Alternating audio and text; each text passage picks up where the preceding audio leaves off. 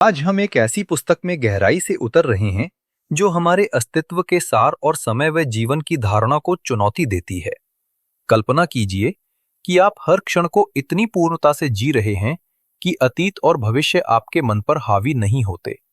कल्पना कीजिए कि शांति और संतोष केवल वर्तमान में ही मिलते हैं। यही अनुभव एकहार्ट टोले अपनी पुस्तक द पावर ऑफ नाउ में हमें आमंत्रित करते हैं। यह पुस्तक हमें सिखाती है कि कैसे हम समय की कैद से मुक्त होकर, अतीत के दर्द को पीछे छोड़कर और वर्तमान को अपनाकर सच्चे ज्ञान और शांति की ओर बढ़ सकते हैं। टोले ने अपने जीवन का बड़ा हिस्सा गहरे अवसाद और पीड़ा में बिताया। 29 वर्ष की आयु में वे अक्सर रात में जागते और जीवन को निरर्थक मानते। एक भयावह रात जब भीतर तूफान मचा हुआ था, वे सब कुछ छोड़कर हमेशा के लिए गायब हो जाना चाहते थे। लेकिन अगली सुबह जब उन्होंने एक छोटे पक्षी की चहचहाहट सुनी और खिड़की से आती धूप को महसूस किया, तो सब कुछ नया और सुंदर प्रतीत हुआ। उस क्षण से उनका जीवन बदल गया। वे पार्क में बैठकर पेड़ों, हवा और सूरज की रोशनी का आनंद लेने लगे और भीतर गहरी खुशी महसूस करने लगे। लोग उनसे पूछते कि उनका रहस्य क्या है, और वे कहते, सच्ची खुशी आपके भीतर है, लेकिन आपका मन इतना शोर से भरा है कि आप उसे सुन नहीं पाते। पुस्तक में एक कहानी है। एक भिखारी 30 वर्षों तक एक पुराने बक्से पर बैठा रहा। एक दिन एक अजनबी ने उससे पूछा कि क्या उसने कभी बक्सा खोला है। जब उसने खोला तो उसमें सोना भरा था। ये कहानी हमें बताती है कि हम सब उस भिखारी जैसे हैं। बाहरी दुनिया में सुख खोजते हैं, जबकि असली खजाना हमारे भीतर है। ये खजाना है आत्मिक शांति, आत्मस्वीकृति और वर्तमान में जीने की कला। जब ये खजाना मिल जाता है तो बाहरी दुनिया का झूठा आकर्षण हमें नहीं बहकाता। टोले कहते हैं कि पीड़ा से बाहर निकलने का मार्ग चेतना है। यदि दुनिया में केवल पेड़ पौधे और जानवर होते तो क्या समय का कोई अर्थ होता? वे केवल वर्तमान में जीते हैं। मनुष्य अतीत और भविष्य की चिंताओं में उलझकर वर्तमान को खो देता है, और यही दुख का कारण है। यदि हम अतीत को छोड़कर आज को अपनाएं तो जीवन बदल सकता है। लोग अक्सर रोमांचक गतिविधियों जैसे कार रेसिंग या पर्वतारोहण में आनंद पाते हैं, क्योंकि वे उस क्षण में पूरी तरह उपस्थित होते हैं। लेकिन शांति पाने के लिए ऊंचे पहाड़ों पर चढ़ना आवश्यक नहीं। एक साधारण पेड़ के नीचे बैठकर भी हम वर्तमान का सौंदर्य देख सकते हैं। जब हम सुबह उठते हैं और सोचते हैं कि कब अगली खुशी मिलेगी, तो हम आज की छोटी खुशियों को खो देते हैं। यही कारण है कि हम कभी पूरी तरह संतुष्ट नहीं होते। मनोवैज्ञानिक कार्ल युंग ने एक बार एक मूल अमेरिकी प्रमुख से बातचीत की। प्रमुख ने कहा कि श्वेत लोग हमेशा बेचैन और असंतुष्ट दिखते हैं, जैसे उनके जीवन में कुछ मूलभूत कमी हो। ये कथन हमें याद दिलाता है कि जब तक हम वर्तमान को नहीं अपनाते, तब तक भीतर की शांति अधूरी रहती है। वह देखता है कि लोग अक्सर बेचैन और अस्थिर दिखाई देते हैं, मानो वे लगातार किसी चीज की तलाश में हों। कभी कभी आप भी ऐसे ही महसूस करते होंगे। लेकिन क्या आपने कभी रुककर खुद से पूछा है कि क्या मैं इस क्षण पूरी तरह शांत हूं? अक्सर हमारे विचार हमें वर्तमान का आनंद लेने से रोकते हैं। पहला कारण है रोष और कटुता, चाहे नौकरी, व्यक्ति या परिस्थिति के प्रति। ये बोझ ढोने जैसा है जिसे तुरंत छोड़ देना चाहिए और स्थिति को बदलने या स्वीकारने का साहस करना चाहिए।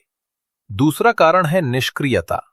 यदि कोई परिस्थिति आपको दुख देती है तो आपके पास 3 विकल्प हैं: छोड़ना, बदलना या स्वीकारना।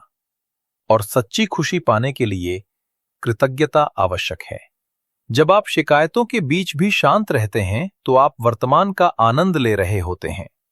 यही मानसिक रणनीतियां हमें सिखाती हैं कि नकारात्मकता से बचना केवल प्रतिक्रिया बदलने से नहीं, बल्कि वर्तमान को अपनाने से है।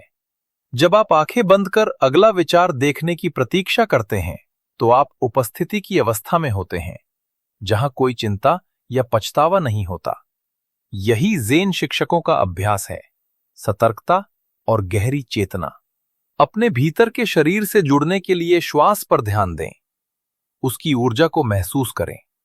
ये शरीर निराकार और असीम है, और इसे जानना उम्र को धीमा करता है, रोग प्रतिरोधक क्षमता को मजबूत करता है और आपको भय, क्रोध व अवसाद से बचाता है। यही सच्ची शक्ति है जो भीतर से आती है। जब हम प्रकृति के सामने आत्मसमर्पण करते हैं, सूर्योदय देखते हैं, नदी का प्रवाह सुनते हैं, आकाश या अग्नि की लपटों को निहारते हैं, तो हम समय से मुक्त होकर शांति का अनुभव करते हैं। इसी तरह जब हम फोन बंद कर मौन में बैठते हैं और केवल अपनी ऊर्जा को महसूस करते हैं, तो भीतर और बाहर का भेद मिट जाता है और हम ब्रह्मांडीय ऊर्जा से एक हो जाते हैं। संबंधों में भी यही सत्य है। यदि हम किसी को उसकी संपूर्णता में स्वीकारें, बिना बदलने की कोशिश किए, तो प्रेम स्थायी होता है, अन्यथा आकर्षण जल्दी ही पीड़ा में बदल जाता है। सच्चा प्रेम बाहर नहीं, हमारे भीतर है। वर्तमान में जीना, स्वयं और जगत को प्रेम करना ही सच्चा प्रेम है, जो कभी नष्ट नहीं होता और सदैव जीवित रहता है। एक वृद्ध व्यक्ति अपने मृत्युशैया पर शांत भाव से लेटा था। उसने किसी भी कठोर उपचार या शल्य क्रिया से इनकार कर दिया था। उसने जीवन में बहुत कुछ किया, अनेक लोगों की सहायता की और उपलब्धियां हासिल की। अंतिम क्षणों में जब परिजन और मित्र रोते हुए उसके पास आए, वह पूर्ण शांति में रहा, सबको देख मुस्कुराया और फिर आंखें बंद कर गहरी अनंत नींद में चला गया। ये कथा हमें बताती है कि मृत्यु हमेशा भयावह नहीं होती और हमें उससे डरने की आवश्यकता नहीं है। जीवन की कठिनाइयां, गलतियां और हानियां ही हमारे सबसे बड़े शिक्षक हैं। जब हम वर्तमान में जीते हैं तो न अच्छा होता है न बुरा, सब कुछ जैसा है वैसा ही स्वीकार होता है। मान लीजिए आप एक सुबह ट्रैफिक के कारण कार्यालय देर से पहुंचते हैं। मन में तनाव और दबाव है। ऐसे में घबराने की आवश्यकता नहीं। अपनी सीट पर बैठकर गहरी सांस लें और छोड़ें। धीरे धीरे कार्य पर ध्यान दें। एक एक करके काम पूरा होगा और मन शांत हो जाएगा। बाइबल कहती है, कल की चिंता मत करो, कल अपनी चिंता स्वयं करेगा। यही है आत्मसमर्पण का अर्थ। जो हो रहा है उसे बिना भय, क्रोध या कटुता के स्वीकारना। यदि आप कीचड़ में फंस जाएं तो आत्मसमर्पण का अर्थ वहीं रहना नहीं, बल्कि ये स्वीकारना है कि आप फंसे हैं और बाहर निकलना है। दूसरों को दोष देने या क्रोधित होने से कोई लाभ नहीं। जीवन की कठिनाइयां धुंध जैसी हैं और हमारी चेतना एक शक्तिशाली प्रकाश है जो मार्ग दिखा। जब हम वर्तमान को स्वीकारते हैं तो भय मिट जाता है और समाधान स्पष्ट हो जाता है। आत्मसमर्पण का विपरीत है प्रतिरोध, दोषारोपण, पछतावा और भय। ये भावनाएं हमें और नकारात्मक बनाती हैं। यदि आप सोचते हैं कि आपकी परिस्थितियां बदल नहीं सकती, तो पहले गहरी सांस लें और कहें, हां, मैं फंसा हूं, लेकिन बाहर निकलूंगा और हार नहीं मानूंगा। यही दृष्टिकोण आपको मुक्त करता है। द पावर ऑफ नाउ हमें सिखाती है कि अतीत को भूलकर वर्तमान का आनंद लें, भविष्य की चिंताओं से दूर रहें और आज को पूरी तरह जिएं। जिस खजाने की तलाश आप वर्षों से कर रहे हैं, वह आपके भीतर ही है। अपने गुणों को पहचानें, कृतज्ञ रहें और चुनौतियों को स्वीकारें। सही दृष्टिकोण से हर कठिनाई सरल हो जाती है। याद रखें, आप एक विशाल नदी की छोटी धारा हैं, इस ब्रह्मांड का हिस्सा हैं।